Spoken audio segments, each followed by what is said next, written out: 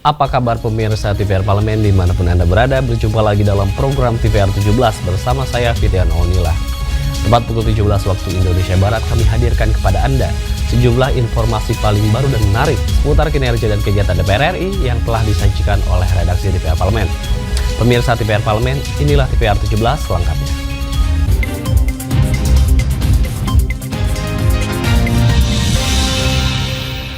Pemirsa, kita awali TVR 17 sore ini dengan berita dari Komisi 9 DPR RI yang meminta pemerintah untuk menjamin ketersediaan vaksin serta menyiagakan seluruh vaskes sebagai tahap pencegahan pertama guna mengantisipasi lonjakan kasus cacar monyet.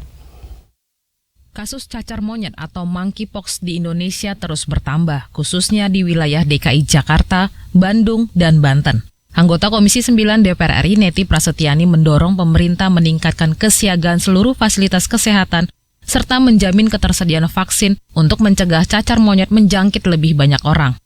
Neti meminta pemerintah mengantisipasi lonjakan kasus cacar monyet dengan menyiagakan seluruh vaskes baik di tingkat 1 maupun vaskes rujukan tingkat lanjut. Selain itu, pemerintah harus menjamin ketersediaan vaksin sebagai tahap pencegahan pertama. Neti juga meminta pemerintah memasifkan edukasi kepada masyarakat serta membuat batasan dan pengawasan terhadap kelompok tertentu untuk menekan penyebaran cacar monyet. Ketika yang namanya monkeypox ini bisa dicegah dengan vaksinasi, berarti kan berikutnya adalah kebutuhan pemerintah harus menyediakan vaksin untuk masyarakat, ya. Karena prinsipnya dalam pembangunan ketahanan kesehatan itu kan yang pertama mencegah, yang kedua menurunkan kesakitan, yang ketiga menekan angka kematian, kan begitu. Jadi tiga-tiganya ini harus dilakukan. Mulai dari pencegahan, berarti kita harus melakukan upaya diseminasi informasi, kemudian upaya pencegahan lainnya dengan vaksinasi, morbiditas, tingkat kesakitan kita harus membatasi tadi ya, kalau ada kelompok atau populasi tertentu, itu harus ada pengawasan, dan yang terakhir ya mortalitas ini tentu saja dengan penanganan, mulai dari isolasi, kemudian juga di setiap vaskes itu memang paham bagaimana penanganan cacar monyet ini. Lebih lanjut, Neti meminta Kemenkes segera melakukan tracing pada pasien yang terkonfirmasi positif. Seluruh rumah sakit dan dinas kesehatan harus menyiapkan ruang isolasi untuk mencegah penyebaran virus ini. Aditya dan Rifki, TVR Parlemen, melaporkan. Kita beralih ke berita mengenai Komisi 8 DPR RI yang berharap adanya sinergi antara Kementerian Sosial dan BNPB dengan kementerian lembaga lainnya dalam menangani bencana kelaparan yang terjadi di Yahukimo, Papua Pegunungan. Pengiriman bantuan untuk korban bencana kelaparan di Yahukimo, Papua Pegunungan, terkendala medan yang sulit. Anggota Komisi 8 DPR RI, John Kennedy Aziz mendorong sinergi antar kementerian dan lembaga untuk menyelesaikan permasalahan kelaparan ini. John meminta Kemensos dan BNPB bersinergi dengan kementerian dan lembaga terkait lainnya untuk penanganan bencana kelaparan ini. Perbaikan konektivitas jalan darat hingga penambahan landasan pacu harus segera dilakukan agar pesawat besar dapat membawa lebih banyak bahan pangan dan logistik bagi masyarakat Yahukimo. Sangat prihatin ya, di masa yang sekarang ini masih ada aja artinya saudara-saudara kita yang meninggal akibat dari kelaparan. Saya memang mendapat informasi bahwa di Yahukimo, Papua ada sekitar 24 orang yang meninggal atau yang berpulang karena kelaparan. Oleh karena itu, saya minta mitra kerja kami, Komisi 8, Kementerian Sosial atau kementerian terkait dengan kebencanaan ini untuk segera turun ke Yahukimo untuk membantu saudara-saudara kita di Yahukimo terhadap musibah kelaparan ini. Saya pikir perlu sinergitas di antara kementerian lembaga. Dicatat 23 orang di Yahukimo meninggal dunia akibat kelaparan dan 12.000 orang lainnya ikut terdampak. John berharap dalam jangka pendek bantuan pemerintah dapat bermanfaat. Sementara sebagai strategi jangka panjang, pemerintah harus segera menyiapkan lumbung pangan agar permasalahan kelaparan tidak terjadi kembali. Rifki Makdudi, TVR Parlemen, melaporkan. Berita selanjutnya mengenai Sekretaris Jenderal DPR RI yang berharap agar setiap unit kerja di Sekretariat Jenderal DPR RI dapat menjalankan satuan tugas masing-masing agar sistem pencegahan tindak pidana korupsi yang disebut dengan si cantik dapat berjalan efektif dalam menutup seluruh potensi kecurangan di lingkungan DPR RI. Inspektorat Utama Sekretariat Jenderal DPR RI resmi meluncurkan Satuan Tugas Fraud Control Plan berbasis sistem pencegahan tindak pidana korupsi yang disebut dengan Si Cantik. Sekretaris Jenderal DPR RI Indra Iskandar menyebut, Si Cantik diluncurkan untuk memperkuat tata kelola di lingkungan Setjen DPR agar semakin akuntabel.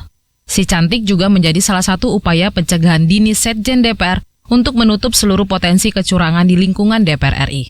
Dalam implementasinya, seluruh unit kerja akan memiliki satuan tugas masing-masing agar regulasi tersebut dapat berjalan dengan efektif. Walaupun sekarang sudah ada berbagai mitigasi risiko dalam kegiatan-kegiatan dan didampingi oleh Inspektorat Utama, tapi tentu Si Cantik ini nantinya akan menjadi satu sistem monitoring ya, mulai dari awal kegiatan sampai akhir gitu ya. Saya kira ini fraud control plan ini menjadi penting untuk terus-menerus kita memperbaiki tata kelola di Sekjen DPR sehingga semua celah fraud itu akan kita tutup gitu ya. Di saat yang sama, Sekjen DPR RI juga menandatangani perjanjian kerjasama dengan Badan Pengawasan Keuangan dan Pembangunan atau BPKP untuk meningkatkan kolaborasi dalam pencegahan tindak pidana korupsi yang lebih komprehensif. Indra berharap seluruh stakeholder di lingkungan DPR RI memiliki semangat yang sama dalam pencegahan dini korupsi. Andini dan Teguh, TVR Parlemen melaporkan. Sungguh ironis, kelaparan melanda bumi Indonesia bagian paling timur yang terkenal dengan keanekaragaman hayatinya. Bencana kelaparan di distrik Amumaya, Hukimo, Provinsi Papua Pegunungan memakan korban sebanyak 23 jiwa. Mengapa kejadian ini terus berulang terjadi di negara yang terkenal dengan kekayaan sumber daya alamnya? Jangan kemana-mana, tetaplah di TVR 17.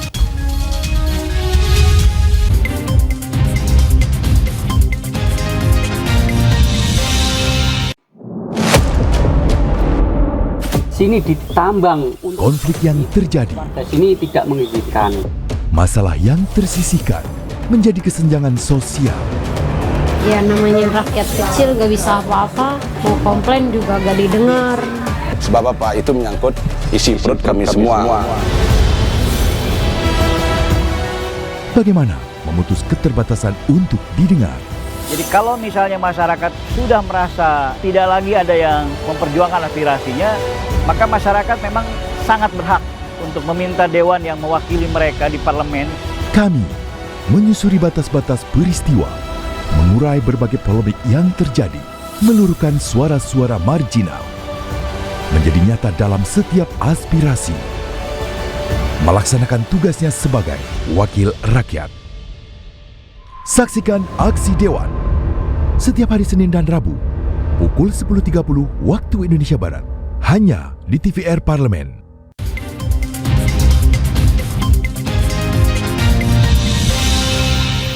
Kembali di TVR 17. Wabah kelaparan terjadi karena kebutuhan pangan dan gizi rakyat yang tidak tercukupi. Sistem pertanian Papua yang tidak berkelanjutan, rapuhnya kesehatan masyarakat hingga pembangunan daerah otonomi baru dinilai menjadi faktor penyebab kelaparan di Papua yang masih terjadi. Oleh karena itu, DPR RI berharap pemerintah daerah untuk memaksimalkan peran politik anggaran bagi orang asli Papua. Untuk mengetahui informasi selengkapnya, mari kita simak laporan mendalam yang telah dihimpun oleh tim redaksi TVR Parlemen dalam segmen editorial Parlemen berikut ini.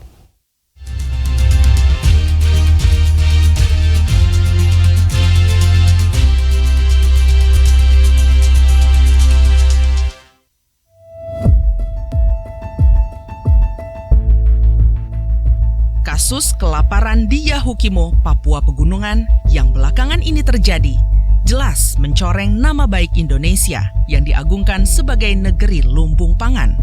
Bagaimana tidak, situasi kekurangan pangan itu bahkan mengakibatkan puluhan orang meninggal dunia. Bergelimpang potensi pertanian dan kelautan, seharusnya masalah kelaparan di Indonesia dapat mudah teratasi. Namun, faktanya, dalam 3 tahun terakhir, Indonesia masih menjadi negara dengan angka kelaparan tertinggi se-Asia Tenggara. Menurut data Food and Agriculture Organization, sebanyak 5,9% dari total penduduk Indonesia mengalami kelaparan, atau atau sebesar 16,2 juta penduduk Indonesia mengalami ketidakcukupan pangan pada periode 2020 sampai 2022. Fakta itu terdengar miris dan bertolak belakang ketika melihat pemberitaan yang menginfokan stok pangan Indonesia dalam kondisi aman. Barangkali memang bukan soal ketersediaannya, akan tetapi faktor distribusi dan keterjangkauan harga menjadi kunci kecukupan pangan bagi masyarakat. Tak hanya kementerian dan lembaga yang membidangi pangan, anggota Komisi 3 DPR RI Supriyansa bahkan menginginkan adanya sinergi antara TNI, Polri, dan Kementerian Sosial.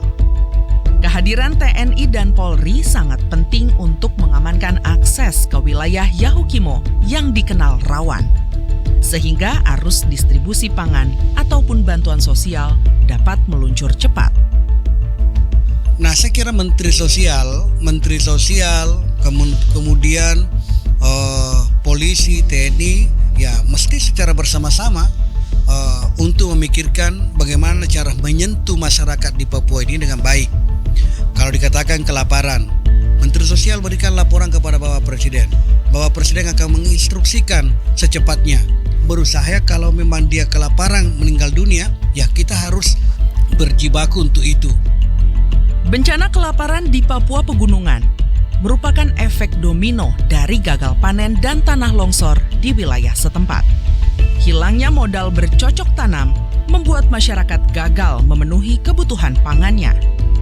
Pemerintah seharusnya dapat mengantisipasinya melalui penganggaran yang bersifat mitigasi. Oleh karenanya, anggota Komisi 2 Agung Widiantoro mengatakan pemerintah daerah perlu memaksimalkan peran politik anggaran bagi orang asli Papua. Ini tanggung jawab pemerintah daerah, bagaimana caranya memaksimalkan peran politik anggaran. Kalau sampai terdengar 23 korban jatuh, saya rasa ini satu keprihatinan besar. Ini adalah catatan keras buat teman-teman pemerintah daerah untuk komitmen bagaimana menjabarkan APBN, utamanya dana otsus. Dana otsus harus berpihak pada orang asli Papua. Komisi 9 DPR RI menilai bencana kelaparan merupakan pukulan telak bagi pemerintah Indonesia yang berambisi mendulang generasi emas.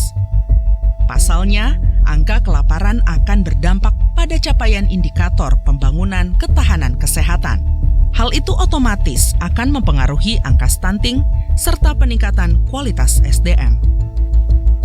Saya terus terang kecewa kepada pemerintah jika kemudian sangat lambat ya meresponnya. Kenapa? Karena kalau kita bicara tentang bencana kelaparan, sudah pasti ini akan berdampak pada capaian indikator pembangunan ketahanan kesehatan kita. Apalagi pemerintah selama ini menggembar-gemborkan akan menurunkan stunting dari 21% ke 14% ya pada akhir pemerintahan Pak Presiden Jokowi.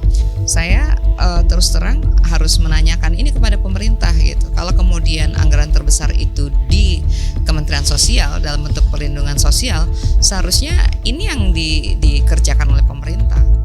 Pemerintah pusat sudah membentuk daerah otonomi baru di Papua yang diharapkan mampu memberikan peningkatan ekonomi kesejahteraan dan kesehatan yang lebih baik. Artinya, pemerintah punya segala perangkat untuk mengurusi rakyatnya yang berada di daerah terpencil sekalipun. Dengan kata lain, pengentasan masalah kelaparan seharusnya tidak berat. Apalagi kelaparan itu terjadi di negeri lumbung pangan Indonesia. Sungguh ironi. Tim Liputan TVR Parlemen melaporkan.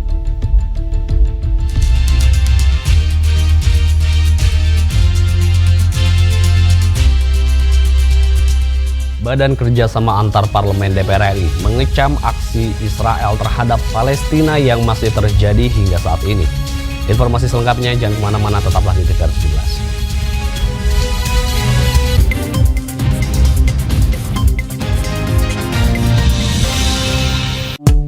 DPR RI memiliki fungsi diplomasi dalam menjalankan politik luar negeri sesuai dengan pasal 116 Undang-Undang MD3. Kontribusi aktif BKSAP DPR RI memainkan peranan penting dalam memenangkan persaingan global melalui IPU, IPA, IPPF, IPA, dan PUIK. BKSAP memiliki komitmen yang tinggi dalam krisis kemanusiaan dunia. Fungsi diplomasi dijalankan untuk mendukung upaya pemerintah dalam melaksanakan politik luar negeri.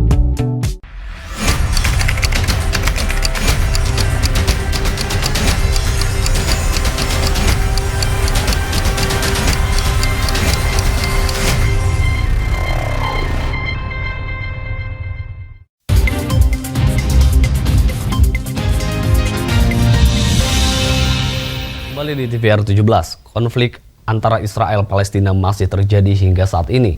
Anggota Badan Kerjasama Antar Parlemen DPR RI, Gilang Di Levarares, mengecam aksi brutal yang dilakukan Israel yang telah menewaskan ribuan orang termasuk bayi dan perempuan. DPR RI pun turut melakukan upaya dalam menyelesaikan konflik, salah satunya dengan mendorong negara-negara muslim sedunia saling bersinergi dalam penyelesaian konflik yang disuarakan di berbagai forum parlemen dunia. Mari kita simak wawancara selengkapnya bersama rekan kami, Nazia Sudirja. Pemirsa TVR Parlemen, seperti yang diketahui bahwa konflik Israel dan juga Palestina masih berlangsung hingga saat ini. Dan konflik tersebut mendapatkan sorotan yang luar biasa dari dunia, termasuk dari Indonesia, yang mana Presiden Indonesia Joko Widodo kemarin telah mengeluarkan statement bahwa Indonesia mengecam dan mengutuk tindakan Israel terhadap Palestina karena konflik tersebut hingga saat ini telah menewaskan sebanyak 8.000 warga sipil Palestina yang mayoritas merupakan anak-anak dan juga wanita. Oleh karena itu pemirsa, saya akan langsung bertanya mengenai pandangan ataupun cara Parlemen Indonesia melihat dari konflik Israel dan juga Palestina tersebut dengan saat ini salah satu anggota dari BKSAP DPR RI sudah hadir bersama saya, yakni Bapak Gilang Di Levarares. Baik Pak, terkait dengan konflik Israel dan juga Palestina yang masih berlangsung hingga saat ini, seperti apa Parlemen Indonesia melihat konflik tersebut nih Pak? Tentu kalau kita lihat kan ini kan permasalahannya udah panjang, ini kan udah berlangsung sangat panjang antara Israel dan Palestina. Salah satu yang kita concern adalah bagaimana kita sebagai parlemen, khususnya kita di BKSAP, Badan Kerjasama Antar Parlemen, kita bisa menyuarakan ke dunia luar bahwa pentingnya adanya kebersamaan ataupun kerjasama antara seluruh MP, seluruh parlemen yang ada di Indonesia, di dunia pun kita bersama-sama, kita kecam, kita dorong agar nantinya apa yang terjadi di Palestina ini bisa berhenti. Karena kita tahu ternyata yang jadi korban bukanlah hanya satu orang dua orang, tapi banyak ibu-ibu dan banyak anak bayi dan bahkan ada rumah sakit pun yang jadi korban. Ini merupakan salah satu yang harus kita concern juga. Tentunya kita kemarin juga kita suarakan di banyak sidang-sidang parlemen. Sebagai contoh, kita beberapa minggu lalu kita habis dari Perancis, kita ada meeting bersama EU parlemen di sana dan kita suarakan bahwa di sini Indonesia punya statement bahwa Indonesia menolak segala bentuk jenis penjajahan yang ada di dunia, khususnya yang terjadi di Palestina. Dan kita berharap nantinya ada juga dorongan dari negara-negara muslim lainnya yang bisa kita dorong bersama-sama ke seluruh dunia agar kita harus bersatu padu agar penjajahan ataupun yang terjadi di sana di Palestina bisa selesai. Nah, kalau hingga saat ini nih Pak, Parlemen Indonesia sendiri sudah memberikan langkah apa untuk membantu Palestina sendiri nih Pak? Tentu banyak hal yang kita laksanakan. Contohnya di IPU minggu lalu di Angola juga banyak teman-teman kita yang sudah menyuarakan di depan parlemen-parlemen dunia, di ajang Interparliamentary Union di Angola, di Afrika. Kita utarakan bahwa kita sebagai satu negara terbesar muslim di dunia, kita menolak, kita mengecam, kita tidak suka dengan adanya kejadian terjadi di Palestina. Dan kita sebagai negara muslim dan juga sebagai manusia merasakan bahwa ini adalah bentuk solidaritas, bentuk kemanusiaan, bahwa banyak korban yang ternyata yang menjadi korban. Ada ibu-ibu, ada anak kecil, dan juga banyak yang orang mau menolong, wartawan, bahkan ada orang naik mobil, saya lihat tadi di media sosial kena tembak dari tank. Ini merupakan sesuatu yang saya rasa kita harus bersuarakan bersama-sama agar ini menjadi perhatian penting bagi dunia. Menurut Parlemen Indonesia sendiri, seperti apa sih sebenarnya peran dari Dewan Keamanan PBB seharusnya dalam menindaklanjuti konflik Israel dan Palestina ini? tentu harapannya kita bisa melihat bahwa Dewan Keamanan PBB bisa melihat ini secara utuh dan bisa bagaimana kita melihatnya ini sebagai manusia, kemanusiaan. Ini yang jadi korban adalah manusia, sesama manusia, dan kita harus bisa saling menghentikan ini. Kita harus bisa pelan-pelan kita stop perang dulu. Kita lihat korbannya seperti apa. Kita lihat sebagai apa dampaknya. Dan saya rasa kita tidak bisa melakukan ini sendirian sebagai negara Indonesia, tapi kita bisa secara bersama-sama, secara seluruh negara-negara lain juga bisa bergotong royong bersama-sama agar kita mendorong dan menekan agar ada tindakan yang lebih konkret dari Dewan Keamanan PBB. Terima kasih Pak atas waktunya. Ya, baik pemirsa TVR Parlemen, itu tadi statement dari Bapak Gilang Dila Farares terkait dengan konflik Israel dan juga Palestina. Tadi disampaikan bahwa ini merupakan kejahatan, yang mana ini merupakan kejahatan genosida yang membunuh banyak sekali manusia, dan ini merupakan hal yang harus dikecam oleh dunia ataupun dikutuk oleh dunia. Tadi juga disampaikan bahwa Parlemen Indonesia bersama dengan parlemen dari negara lainnya juga sepakat untuk mengecam tindakan Israel dan Palestina dan berharap agar konflik tersebut segera dihentikan. Tadi juga disampaikan bahwa Parlemen Indonesia dan juga parlemen dari negara-negara lain akan bersiap untuk memberikan bantuan kepada Palestina, baik bantuan militer maupun bantuan kemanusiaan terhadap Palestina. Dan itu saja yang dapat saya laporkan terkait dengan konflik Israel dan juga Palestina. Saya Nazia Sudirja melaporkan untuk TVR Parlemen. Selanjutnya pemirsa, apa saja yang menjadi topik perbincangan di media online pada hari ini? Usai jeda tetaplah di TVR 17.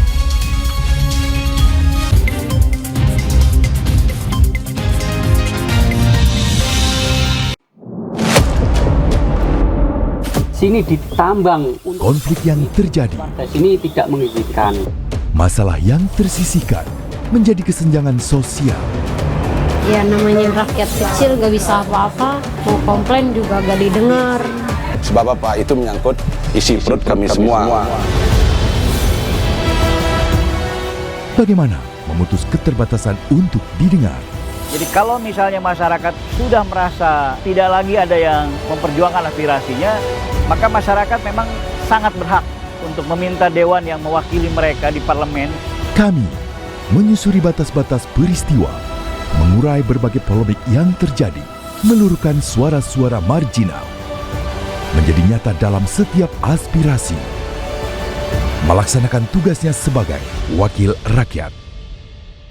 Saksikan Aksi Dewan setiap hari Senin dan Rabu pukul 10.30 waktu Indonesia Barat hanya di TVR Parlemen.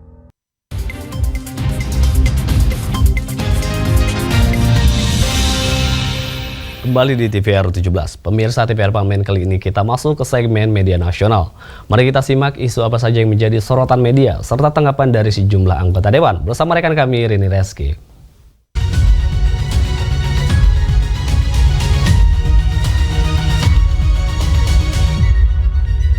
Baik, terima kasih rekan Fitian dan pemirsa, selamat sore. Berjumpa lagi bersama saya Rina Reski dan sekarang kita ada di berita online. Di sini berita pertama yang menjadi headline di media online pada hari ini pemirsa, yaitu mengenai Ketua DPR RI yang mendesak Israel menghentikan agresi militer di aksi bela Palestina. Kita lihat pemirsa di layar kaca. Di sini aksi bela Palestina yang digelar di Monas pada hari Minggu 5 November 2023 tentunya dihadiri oleh sejumlah tokoh, salah satunya Ketua DPR RI yaitu Dr. Honoris Causa Puan Maharani. Di sini Puan menegaskan Indonesia akan terus konsisten mendukung dan juga memperjuangkan kemerdekaan Palestina saat berorasi. Dan juga pemirsa, di sini Ketua DPR RI dan juga massa tampak mengenakan syal bermotif bendera Palestina dan juga topi hitam sebagai lambang membela Palestina. Tentunya di depan 1,5 juta massa aksi, Puan meminta pemerintah Indonesia terus berperan aktif mendesak Israel menghentikan serangan ke Palestina yang memakan korban lebih dari 9.000 jiwa.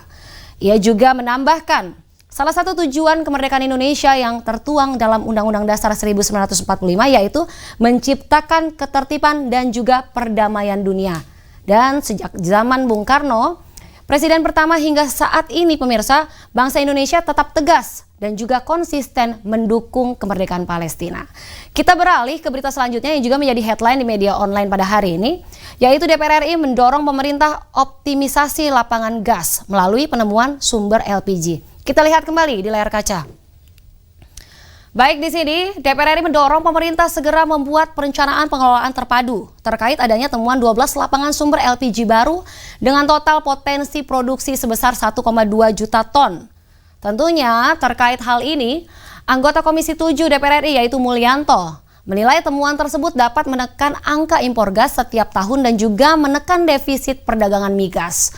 Oleh karena itu pemirsa, Mulyanto menegaskan Kementerian ESDM segera menyusun peta jalan pengelolaan sumber gas dan pemerintah juga diminta untuk memaksimalkan peran SKK Migas, Pertamina dan juga perusahaan negara lainnya dalam hal pengelolaan guna memaksimalkan manfaat bagi kesejahteraan rakyat dari setiap gas yang dihasilkan.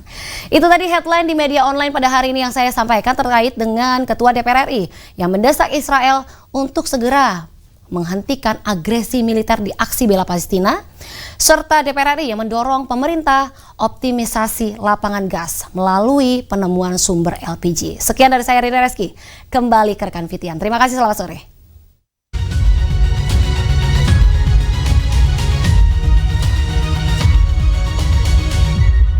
Terima kasih rekan Rini yang telah menyampaikan sejumlah update sorotan dari media online nasional pada hari ini. Segmen media online tadi sekaligus menutup program TVR 17 edisi sore hari ini. Saya Fitian Onilah beserta seluruh kru TVR Parlemen yang bertugas mengucapkan terima kasih dan pamit undur diri dari hadapan Anda. TVR Parlemen, Referensi Indonesia.